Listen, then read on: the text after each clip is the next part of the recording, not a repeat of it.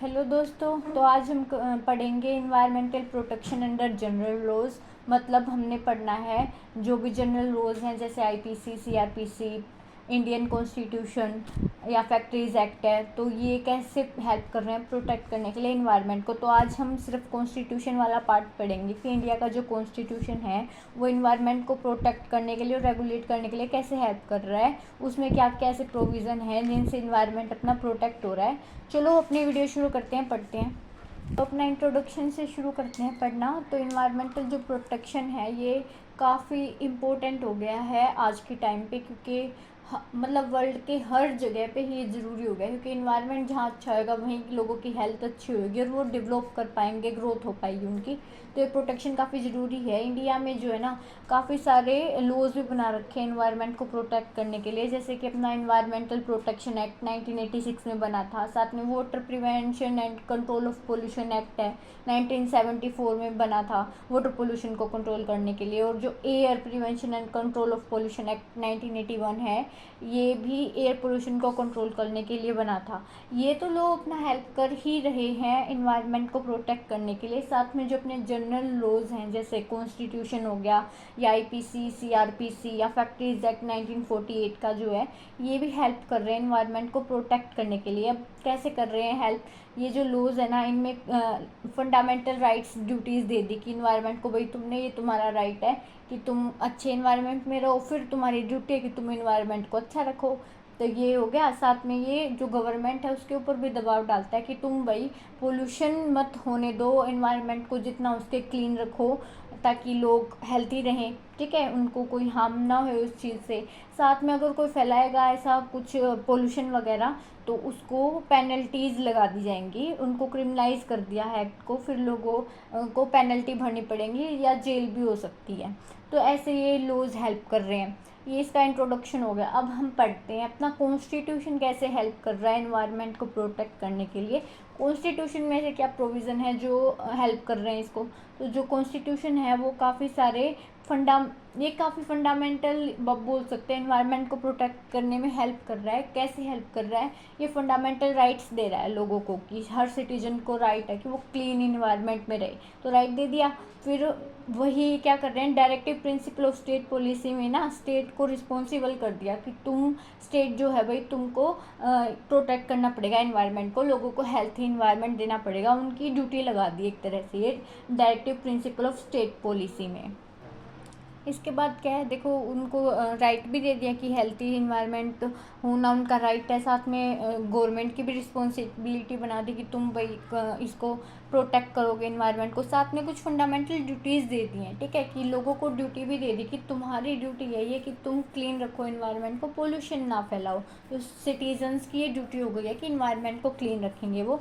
और लास्ट में हम पढ़ेंगे डिस्ट्रीब्यूशन ऑफ लेजिस्लेटिव पावर्स, जो इनके ऊपर लॉज बना सकते हैं इन्वायरमेंट के ऊपर। तो स्टेट को किन किन जगह पे स्टेट लॉ बना सकता है, किन किन जगह पे सेंटर बना सकता है, तो वो इनका डिस्ट्रीब्यूशन है पावर्स का कि कहाँ पे कौन सा बना सकता है, वो हम पढ़ेंगे। तो इनको 4 पार्ट में हम पढ़ेंगे, पूरे कॉन्स्टिट्यूशन कैसे हेल्प कर रहा है। तो अपना फर्स्ट हमने पढ़ा था ना कि राइट की बात करेंगे, फंडामेंटल राइट्स की। फंडामेंटल राइट्स क्या क्या दे रहा है अपना कॉन्स्टिट्यूशन। तो अपना फर्स्ट है आर्टिकल 21, राइट टू लाइफ है ये आर्टिकल, और पर्सनल लिबर्टी वाला ये आर्टिकल है 21।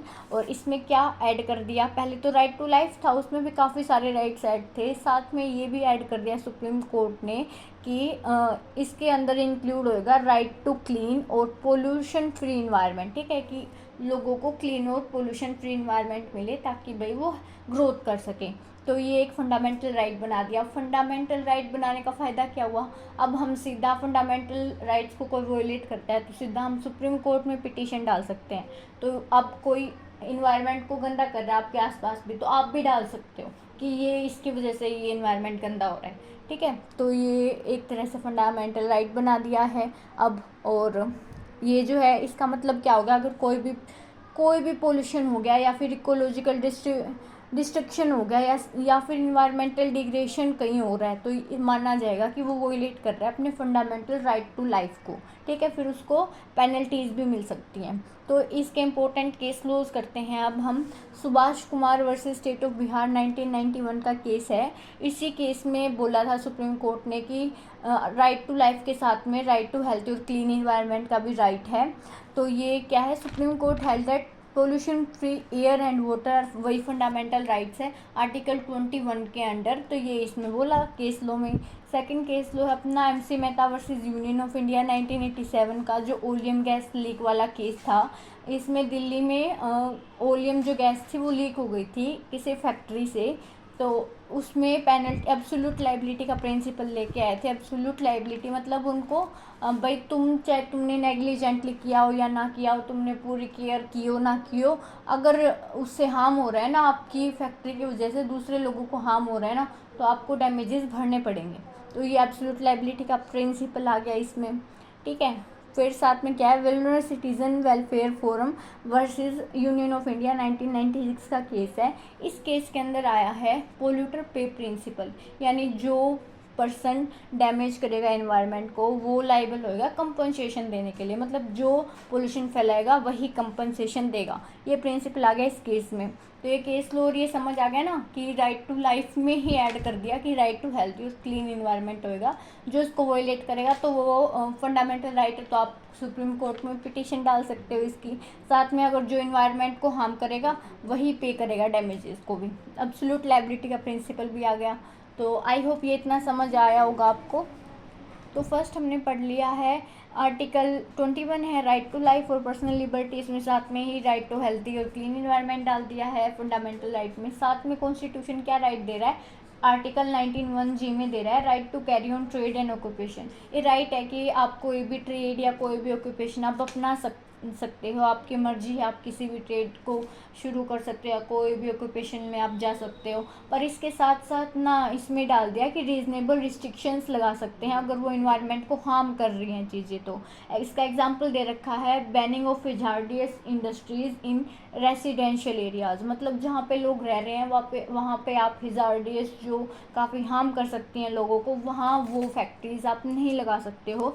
रिस्ट्रिक्ट कर दिया, किस लिए रिस्ट्रिक्ट किया, इन्वायरमेंटल हार्म को बचाने के लिए। तो ये कर सकते हैं। वैसे तो राइट है कि भाई तुम कोई भी अपना सकते हो, पर तुम उसको ऐसे नहीं कर सकते कि जिससे इन्वायरमेंट हार्म होए, तो उस चीज़ों को सरकार जो है वो रिस्ट्रिक्ट कर सकती है। ये राइट हो गया। इसके साथ में फिर अपना आर्टिकल 14 है राइट टू इक्वेलिटी। इसमें इक्वेलिटी मतलब सब इक्वल होंगे, लोग की नज़रों में सब बराबर हैं, ठीक है। ये राइट टू इक्वेलिटी है। पर ये इन्वायरमेंट के लिए कैसे हेल्पफुल है, अब ना गवर्नमेंट ये नहीं कर सकती कि जो नेचुरल रिसोर्सेज है वो किसी एक इंडस्ट्री को या 2-3 इंडस्ट्री को दे दिया, आम लोगों को वो रिसोर्सेज मिल ही नहीं पा रही, तो वो ऐसा नहीं कर सकती। इक्वेलिटी में आ गया कि सबको इक्वल डिस्ट्रीब्यूशन होएगा उस नेचुरल रिसोर्स का। ये नहीं है कि आप एक पर्सन को ज़्यादा दे रहे हो और दूसरे को दे ही नहीं रहे हो, ठीक है। तो ये एक तरह से हेल्प कर रहा है इन्वायरमेंट को प्रोटेक्ट करने के लिए। ये सारे राइट्स पढ़ लिए हमने। फंडामेंटल एक पढ़ा आर्टिकल 21 में राइट टू लाइफ और पर्सनल लिबर्टी में कि भाई ये एक राइट है, फंडामेंटल राइट है हेल्थ और क्लीन इन्वायरमेंट का। फिर सेकंड हमने पढ़ा कि कोई भी आप ऑक्यूपेशन या ट्रेड अपना सकते हो 19(1)(g) में, पर कुछ रीजनेबल रिस्ट्रिक्शन लगा सकती है गवर्नमेंट अगर वो इन्वायरमेंट को हार्म कर रहा है। फिर हमने पढ़ा आर्टिकल 14 राइट टू इक्वलिटी, मतलब सब लोगों को इक्वली वो रिसोर्सेज मिले, किसी एक पर्सन को ज़्यादा ना मिले। ये राइट्स हो गए हैं। इसके बाद हम पढ़ते हैं directive principles of state policy, कैसे हेल्प कर रहा है इसको बचाने के लिए, इन्वायरमेंट प्रोटेक्शन के लिए। तो इसमें है आर्टिकल 48A।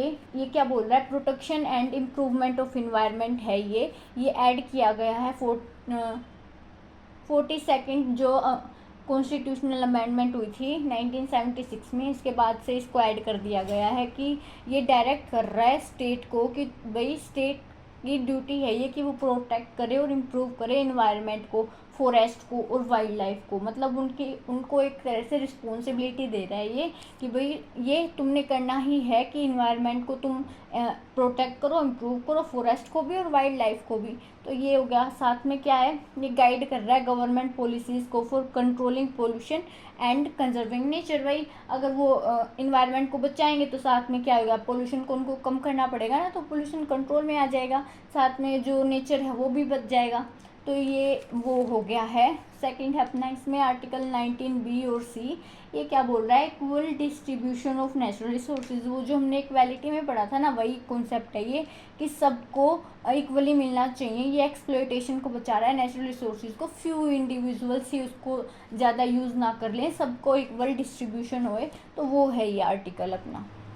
तो इसके बाद है अपना आर्टिकल 47, ये क्या बोल रहा है, state duty to improve public health, कि स्टेट की ड्यूटी है कि वो इम्प्रूव करेगी पब्लिक हेल्थ को। अब पब्लिक हेल्थ कैसे इम्प्रूव होएगी, जब उनको हेल्दी इन्वायरमेंट मिलेगा, तो ये इनडायरेक्टली एक तरह से इन्वायरमेंटल प्रोटेक्शन में हेल्प कर रहा है ना, तो वो चीज़ आ गई है। तो directive principle of state policy वाले भी समझ आ गए होंगे कि 48A में तो स्टेट जो है उसको रिस्पॉन्सिबल कर रहा है कि भाई प्रोटेक्ट करना है और इम्प्रूव करना है इन्वायरमेंट को, और पोल्यूशन को कंट्रोल में करना है।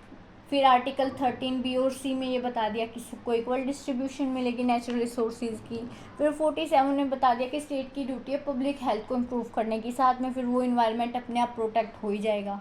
तो अब थर्ड पॉइंट हम पढ़ते हैं अपना, इसमें फंडामेंटल ड्यूटीज़ क्या हैं, ठीक है, अपने इन्वायरमेंट में जो हेल्प कर रही हैं अपने इन्वायरमेंटल प्रोटेक्शन को। तो सबसे पहली है आर्टिकल 15(1)(a)(g), ठीक है।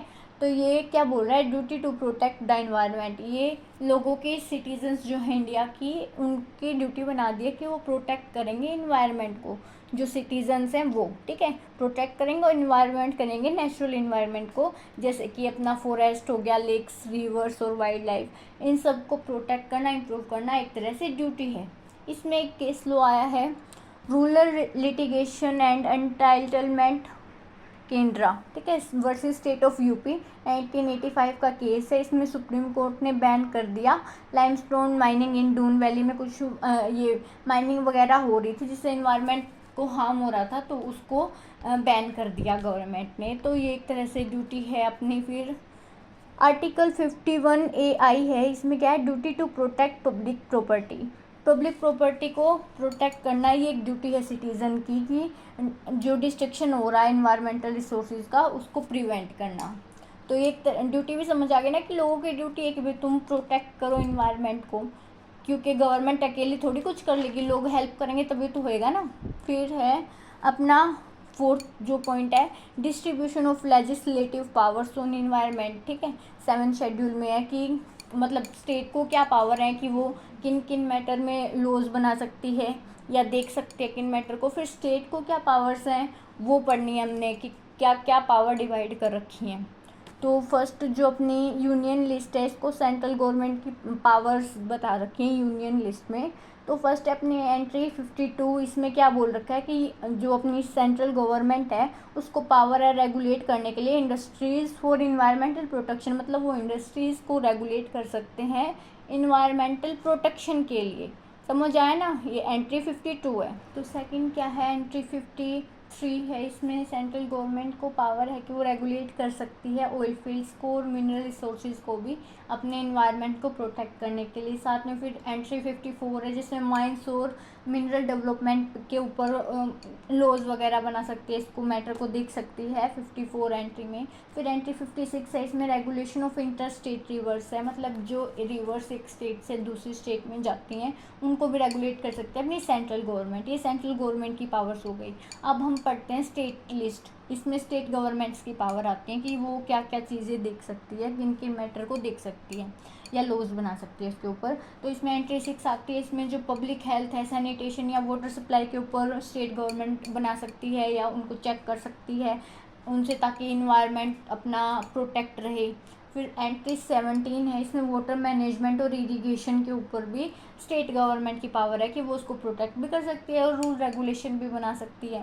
साथ में फिर आती है कंकरेंट लिस्ट। कंकरेंट लिस्ट जो होती है उसमें दोनों को पावर होती है, स्टेट को, स्टेट गवर्नमेंट को भी और सेंट्रल गवर्नमेंट को भी, दोनों को पावर है कि वो दोनों ही इसको चेक कर सकते हैं इन मैटर्स को। तो वो कौन कौन से मैटर्स हैं, एंट्री 17A है, इसमें फॉरेस्ट और वाइल्ड लाइफ के ऊपर चेक कर सकते हैं ये। साथ में 17B भी प्रोटेक्शन ऑफ वाइल्ड एनिमल्स और बर्ड्स है ना, उनको प्रोटेक्ट करने के लिए रूल्स बना सकती है या उसको चेक भी कर सकती है कि भाई कुछ हार्म तो नहीं हो रहा है। तो ये डिस्ट्रीब्यूशन पढ़ लिया हमने। इसका सबसे लास्ट पॉइंट अपना आर्टिकल 253, इसमें क्या है बोल रखा है, इसमें है power to implement international treaty on environment. अगर इंटरनेशनल लेवल पे कुछ ऐसी ट्रीटी बनी है जो काफ़ी यूज़फुल है, तो हम उसको अडॉप्ट कर सकते हैं अपने देश में भी, ठीक है। जैसे इंटरनेशनल लेवल पे कुछ एक अच्छी वो बना दी, जैसे पहले अपने इंडिया में कोई भी इन्वायरमेंट को लेके कोई लॉ था ही नहीं।